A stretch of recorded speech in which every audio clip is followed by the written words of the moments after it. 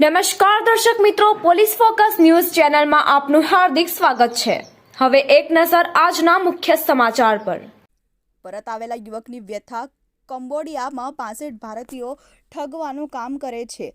કેરળના 2 યુવકો HR બન્યા। મહારાષ્ટ્રનો યુવક ટ્રેનર બન્યો। વડોદરાના એજન્ટે ઓડિશાના યુવકને વિયેતનામમાં નોકરીને બહાને કંબોડિયા મોકલ્યો, જ્યાં ઠગાઈ કરવા જણાવી ગોંધી રાખ્યો। પરત આવેલા યુવકે વ્યથા વર્ણવી વિયેતનામના એરપોર્ટ પર ઉતર્યા બાદ કોઈ લેવા ન આવ્યો।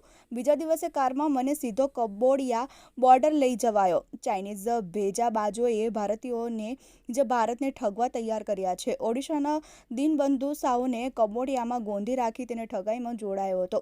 ભારત પરત આવીને તે પોલીસ પાસે ગયો। તેને પોલીસ સમક્ષ કંબોડિયા સાથેના મિત્રને ફોન કરતા સામેથી કહેવાયું કે હવે કંપનીમાં 65 ભારતીયો ઠગવાનું કામ કરે છે।